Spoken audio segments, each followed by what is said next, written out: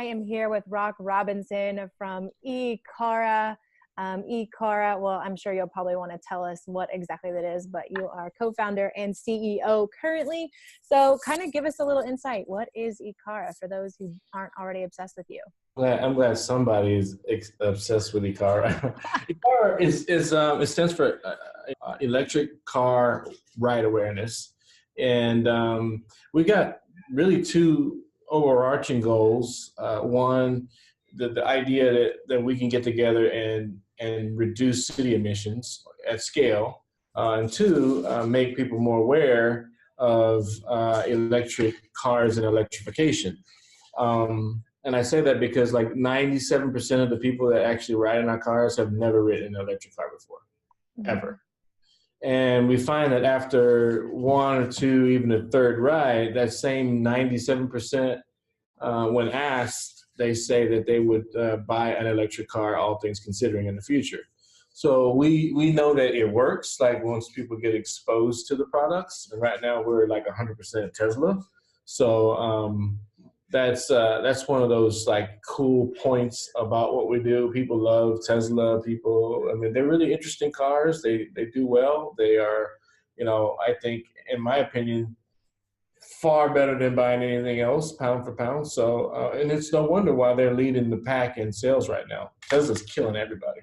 Yeah. Yeah. And it helps too. They have a really incredible brand, and they have, a CEO who is, I'm a huge fan, but some people think he's insane. But I think it's awesome. I think the people who get it understand why he is the way that he is, because like it's all in the name of progression. And I feel like that's what you guys are doing too. It's like, it doesn't make sense to a lot of people right now, but you guys are just like kind of ahead of it. You're preparing for what is to come. Like you already know what's about to happen, and everybody else is just kind of lagging behind. Right. Like insane and the genius is kind of, to me, all in the same bucket, right? Yeah. So, there's not much like while everybody's talking about how insane he is, by the way, he's making rocket ships that work. Yeah. He's like the hope, or like the only hope that we have. And everybody is like calling him on who he's dating and like things like this. And it's like, guys, do you want to continue to exist? Do we want the human species to survive? Like, let the man do his thing. Right. So yeah, it's a big deal. So as we talk about mobility, I'm going to throw out some pretty interesting stats about the mobility space, and it's really it's a good and bad thing. Like, for example, in the next 5 to 6 years, there's $7.8 billion on the table. Yeah. The good part of that is there's a lot of room for electric car companies. I mean, we don't want to be the only rideshare company in the world that does some great experiences in the car. Like that shouldn't be. And fast forward to 2054, that's typically, that's statistically where they say we're going to be like half and half, right?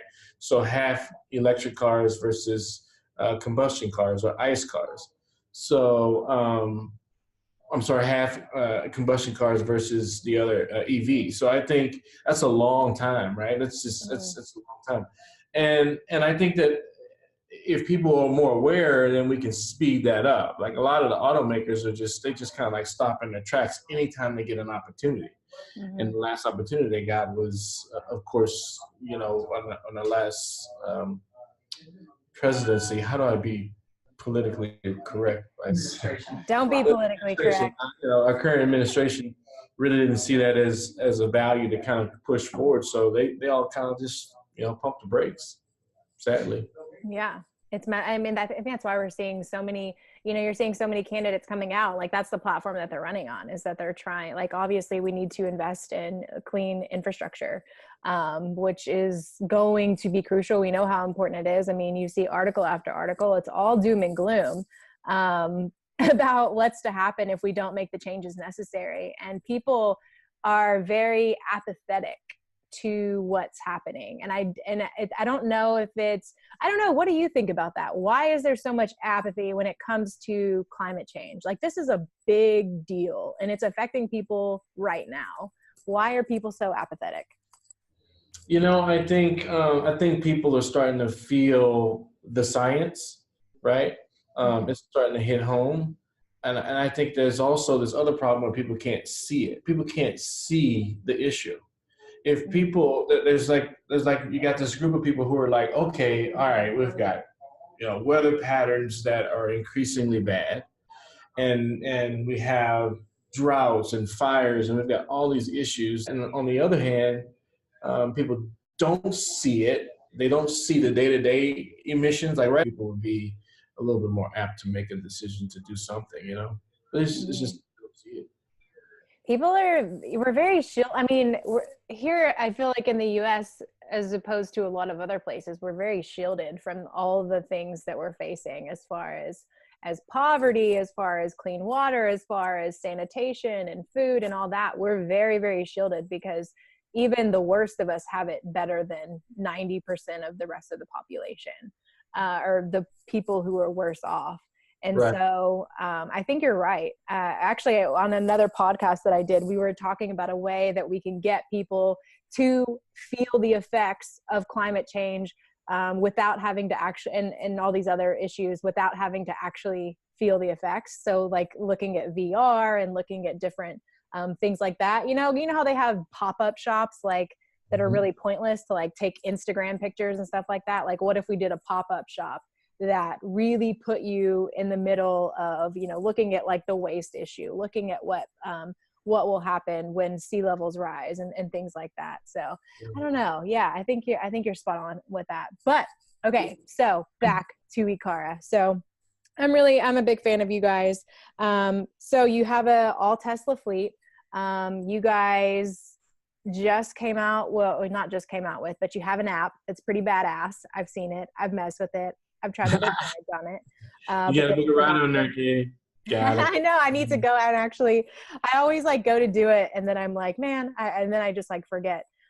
Okay. So, yeah. So you may not be able to see this, but I want to show you, like, for the very first time, the cool part about the car app is, like, for the very first time, people will be able to see emissions savings, right? Real time. Like when you're in a ride, you'll be able to see exactly how much carbon that's not going into the atmosphere.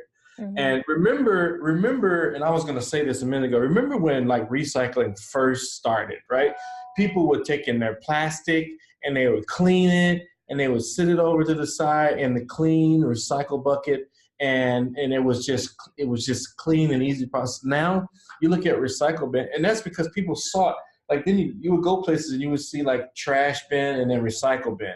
Like people, it was like instant feedback. People saw it, and now you look at it, the trash bin and the recycle bin, they're all the same. Like people just throw everything in there, and it's just because it's the I guess the bad side of like change, but we want to show people for the very first time, and I'm sure there'll be some effects of this too, but you'll be able to see like how much gas that you save. So like last trip, like 2.7 gallons of gas, or 24.1 kilograms of carbon being saved from going into the atmosphere.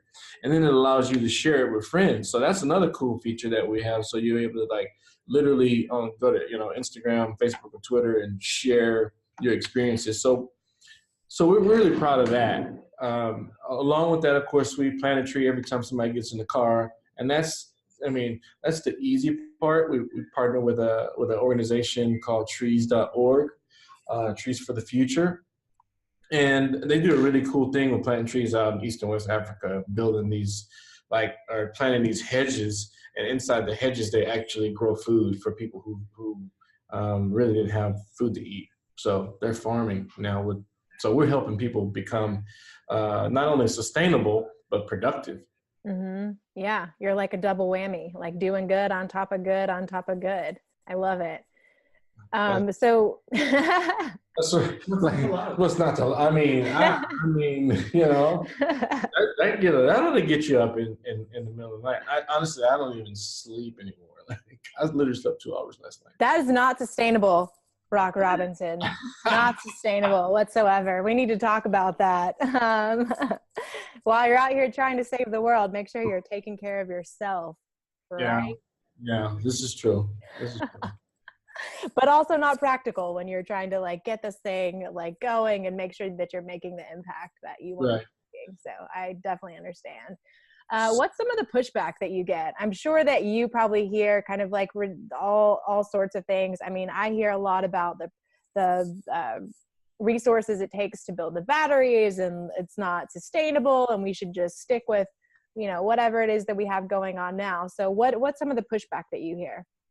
Right, that's a good question. I'm gonna just throw out two things. One, pushback from a customer standpoint, like hotels, for example. Hotels are so stuck on what traditionally has been the way they do things.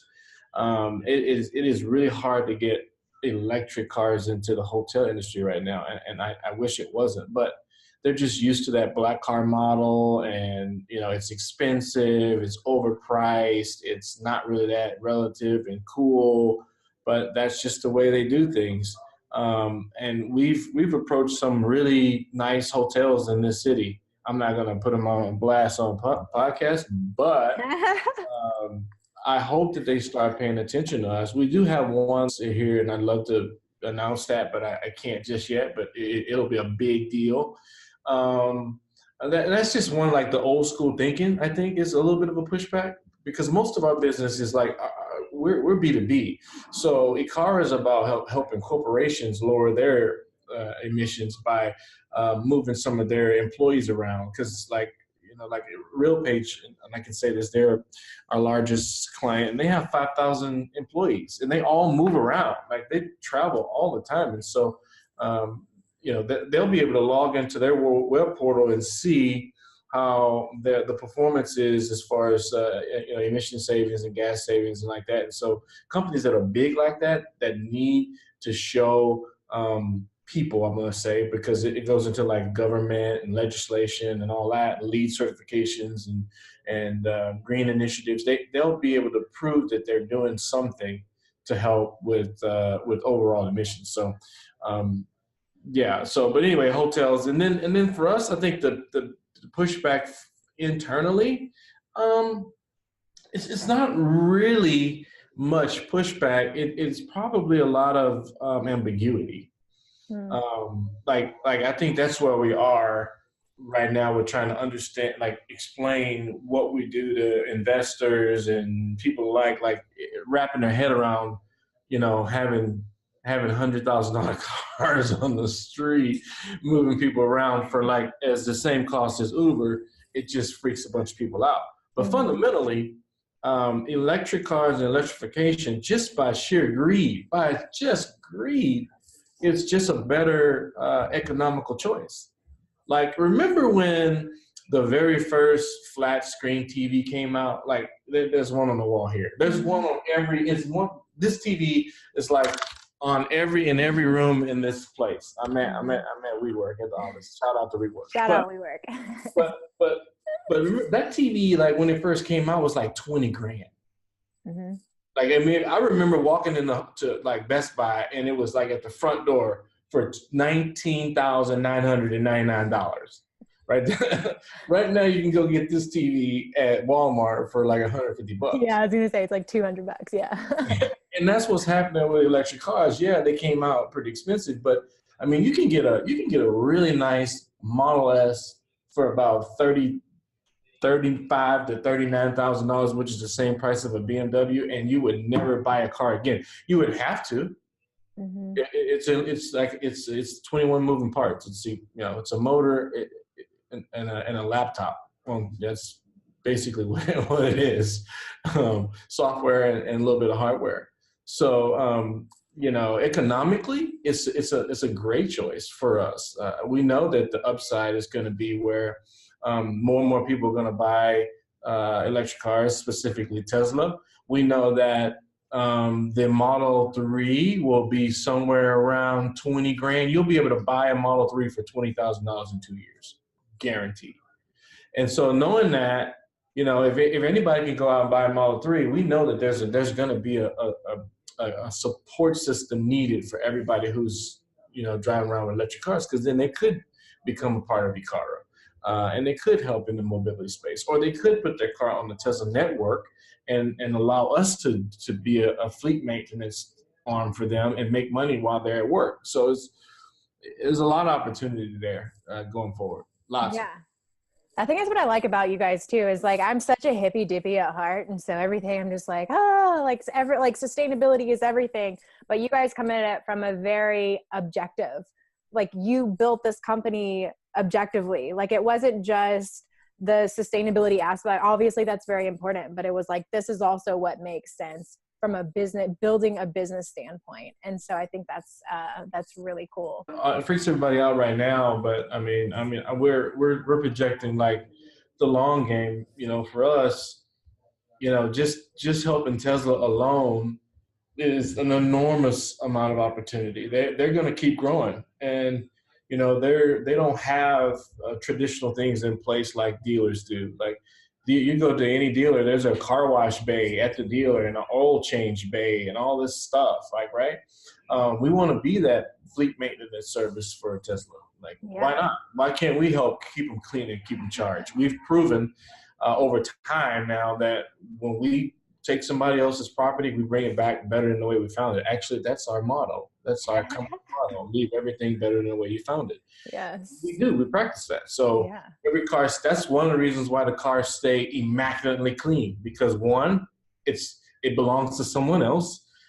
Two, that car is going to be used by someone else, whether it's used by another person that's driving and it's going to be a passenger in it, or it's going to be sold and somebody's going to drive it to own it. So we make sure that the cars are extremely clean all the time. And I think you're spot on too, because we're starting to see more, like even this morning, I think you've already saw it because someone else tagged you in it, but about a company here in Dallas that is like using Teslas to shuttle people from like different cities, basically, like from like, here to Austin or here to, which is it's really interesting. So like people know that this is what's coming. Like and so I don't know, it's really interesting. I don't know if you saw that. What do you think of that? What do you think of them? Or do you know them? Yeah, we were just talking about that. I pretty much know, or we try to know of everybody who is in the electric space that are using the cars to move people, but it's called Electrip. And I think it's cool. They do like city to city shuttles. The only I feel like that's a harder play because they have charging to contend with. And even though there is adequate charging, you still have to consider people's time. Like I've driven from Dallas to Houston in a Tesla, and you got to stop on a minimum of one time for at least 30 minutes. So you add that along with your trip, and if somebody's in the car for, 4.5 hours to get to Houston, I don't know. Maybe if I couldn't get a flight, but I don't know. I would do it in lieu of any kind of like huge emissions producing type of a service, if I had the time. But I think it's I think they have a place. They do. There should be a lot of companies like that. But it's not just on them to help develop infrastructure. I think it's on all of us. That's why, like, fundamentally, people make fun of me like, oh, they're a competitor. No, absolutely not. To me, they're 100%. We need to be like, have an allegiance with those people, because together we become advocates for like real serious change. Why isn't there like at least one freaking charger at every Quick Trip and every racetrack in the stinking wherever they are, right? It takes zero, literally, the cost to put in an electric charger at like a racetrack is like fractions to what it would cost to put one pump. Just fractions, because all it is an electrical, like a wire to a device. That's really all it is.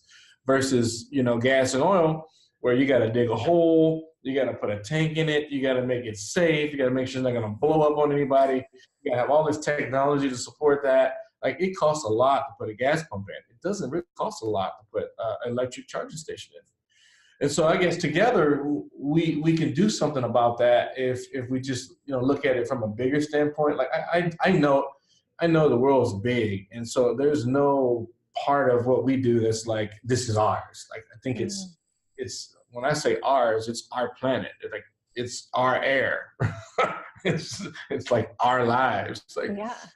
It's not our customers. It's not that way. It's a really interesting mindset that a lot of people who deal in, I would call it more social entrepreneur, just like social entrepreneur side of things, or who are interested in building a better world, because people like you and I, and many other people I'm sure, have an abundance mindset, to whereas if everyone around us is winning, then we're winning too. And I think that's a huge difference. And I think that's a mindset that will have to change in order for us to be successful in what we're trying to do and trying to make the world a better place, is to stop looking at like everything as competition, because everybody's kind of grabbing for their own, and they're like, I need this, and I don't want to post all my secrets, because if I give my secrets, then somebody could steal my business, and like this and this and this and this. And it's so crazy.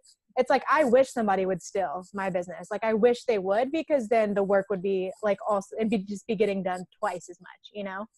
Right. So that's an interesting piece there, because I think a large majority of it is mindset, and people are still stuck in a very me mindset and what's in it for me. And yeah, that's going to have to change in order for us to. It's really like unnecessary. I mean, you know, there's so much. For example, in the next few years, there's like the new businesses. I'm talking about new, not just electric, new rideshare companies that are just going to pop up. Mm-hmm. $300 billion. 300 globally. $300 billion. That's like, I don't even know if people can fathom how much that is. And it's because there's a lot of change. Like, I know that millennials, they're not buying cars anymore. Nobody wants to buy a car. I don't want to buy a car anymore. Like, I want to get rid of mine. Yeah. Right. So car ownership is going down. People are migrating back into the cities. Devices, when I say devices, whether it's iOS or Android, are getting smarter and faster and better. Data is being transferred smarter, faster, and better. So everything leads to nobody wants to ride around on a typewriter anymore. Like, that's what a car is. A car is a typewriter. That's what it is. It's a typewriter with wheels. It's, you know, and now you have these iPads with wheels, which is a Tesla, right? Mm-hmm. It makes more sense, even though there is a cost curve. I think at some point you'll be able to get electric cars that's super cheap. Yeah, it's like like the car, like the Honda that I have now could like equivalent of a horse and buggy soon, which is really which is really interesting. So what's the ultimate vision for Ekara? Like, the ultimate vision for us is one, partnering with as many corporations as we can to provide great in-car experiences. That's the first thing. And then eventually, like, we know autonomy is real. We know, like this morning, I drove around and I used autopilot, and I didn't pay attention much. I let the car do its thing, right? And we know that someday that's going to happen. And I think for us, we want to be that fleet maintenance part of what autonomy looks like. And I feel like, you know, in 10, 12 years, when there are cars there are areas that are just, you know, strictly 100% autonomous, we'll be the ones that are keeping them clean and charging them up and shaking people's hands and talking to people on the streets, because that part will never go away. I don't care how you know, autonomous things are, people still want to interact with people to some degree, especially at a you know, a great experience level, right? Mm-hmm.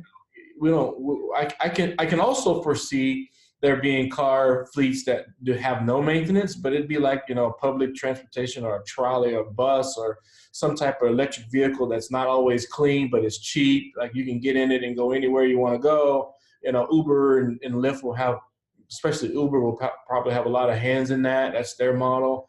And we don't want to be that. We don't want to be So the Walmart of mobility. That's Uber. Lyft is probably I don't have a problem saying it. They're definitely like the target of mobility. And, we kind of want to be the Whole Foods. Like we want to be, Whole Foods is only 1% of the grocery market. We want to be the 1% of people who expect something great and expect something different and consistent with that. Like that's what we want to be. We want to be the Whole Foods. Yeah, that's like spot on. I know when I'm doing well that I can go shop at Whole Foods, and when I'm not doing so well, I should probably hit up Trader Joe's. So nothing against Trader Joe's, but like, no, I totally know what you mean. So I love that. So people obviously should, if you're, here in Dallas, because you're just here in Dallas right now, right? Yeah, the goal is Dallas, Austin, Houston. We just got off the phone. We're going to be at South by this year. That's going to be a lot of fun. And our goal is to launch in Austin by the end of the year and then launch in Houston somewhere around mid-2021. So that's kind of where we are right now. It doesn't take a whole lot for us to do that. We've got some things on the table to get us like way ahead. But we're slow in the sense of like making sure that we have a really solid product before we go to the public and go, hey, give us $100 million. We're going to change the world. Like we're really serious about making sure that Ekara is right, like solid. Like, we want to have a solid customer. So we interview people 4 times before they come drive with us. And then we vote. Like, and then it's not like, oh, this guy is great. No, it's, oh, this guy is cool and great, but do we all agree that he should be a part of the team or she should be a part of the team? So we're serious about that. Like, we're not going to change from that kind of stuff. Can you tell us about the process too? You were telling, when we were meeting with Carrie, you told us a little about the process, I guess the last one where you're in the car. Yeah. So we do a phone interview first. Rachel does a great job of screening those calls and those emails, and she kicks the good ones. And I don't want to say good or bad. The more of a fit. Yeah. Because some people some people just don't have the like personality to be talking to folks all day. That's just not their thing, right? Uber driver like that one time. Just the car was nice. And the experience as far as the car, it was clean. Everything was great, but he was like a box of rocks. He do a phone interview, and then we do a group interview where we all get together and we talk about the vision of Ekara. We answer any questions. We get feedback from our potential hires, and then we do a driving interview where we actually get in the car with the potential candidate, and they drive, and we ask questions, and we pretend that. The idea is to get comfortable in the car and talk and drive and see if they share stories and able to manage that conversation and keep, good safe driving distances and, make their turns and stuff like that. Like that's important to us. And then the fourth part of that interview is top secret. Can't tell you that. That's part of our company secrets. So. Okay. Don't share those because someone might steal them. One of the first books I read when we were starting this is called Disrupt You. And in the very first chapter, he's like, nobody gives a shit about your damn idea. And it's so true. I started off by like, don't tell anybody. And after I read that book, it was like, no, wait, screw that. Let's tell everybody. Like, okay, you want to do it. You want to steal my idea? Great. Can I help you? Like, can we partner? Like, can we do this together? Like, I'm done with that. I'll come work for you. If it's going to get right, if somebody, I'll put it out there right now. If somebody wants to take our idea and do it, I will come work for you and give you everything that we have on the table for the right price, of course. but you heard it here, folks. Right?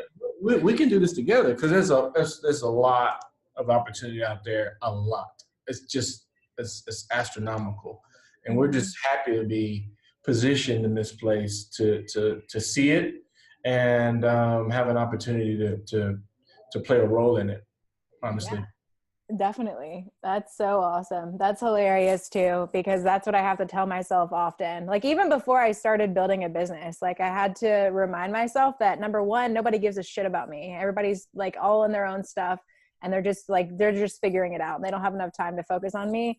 And then when I started my companies, no one gives a shit about my company. It's up to me to like get out and like make sure that people know about what we're doing. And if someone wants to take it, then that's fine. So yeah, you're spot on with that. But okay, so we're probably gonna start wrapping up here. But what's your number one piece of advice to people who are looking to make an impact or who are just looking to lessen their impact?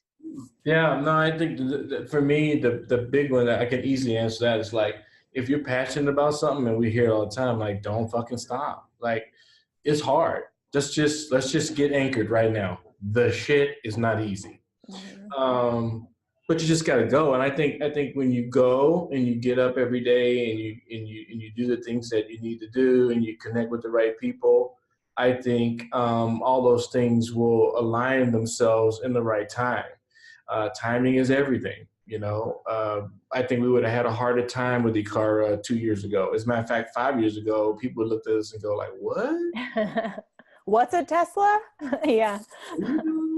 So timing is everything, and just getting up and making the choice to do the things that need to be done. And that means, like, even if you're not, like, I hear people say, well, I'm not tech savvy. Like, okay, well, get tech savvy. Like, do it. Like, start doing it. Like, that's the only way to do it. Like, get your ass up, pick up the phone, like, tweet people, freaking, like, every morning I get up on LinkedIn. By the way, every time I get on LinkedIn, you pop up. I don't know if it's like, it's the first thing I see. It's like you doing a video. I don't even know how that happens. Every freaking time. Good.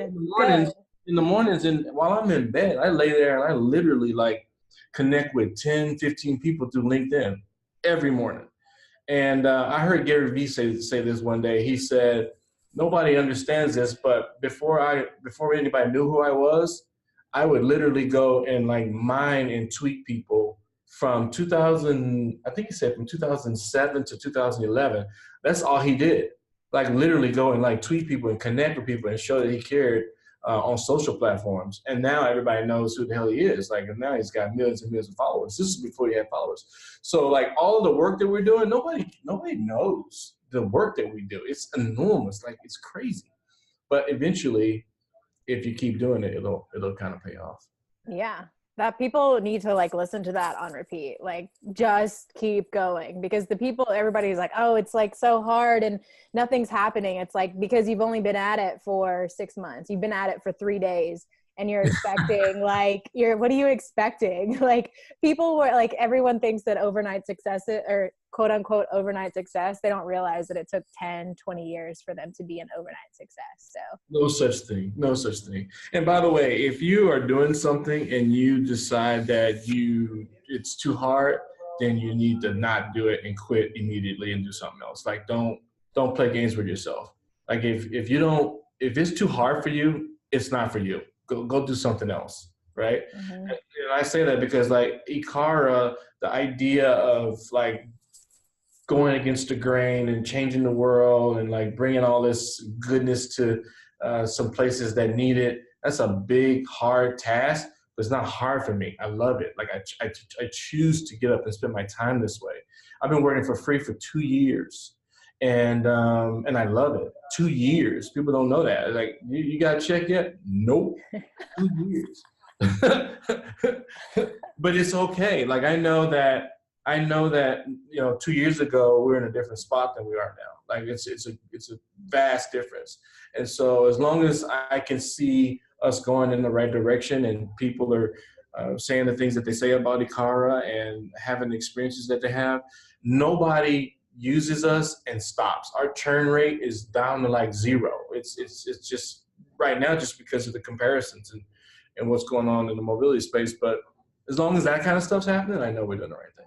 Yeah, no, totally. That's spot on. Like, people just want to start companies to make money, and that's like, don't do that. Don't do that, because it's going to be hard. And as soon as it gets hard, you're going to not want to do it anymore. And that's why companies fail. And so, yeah, spot on with that.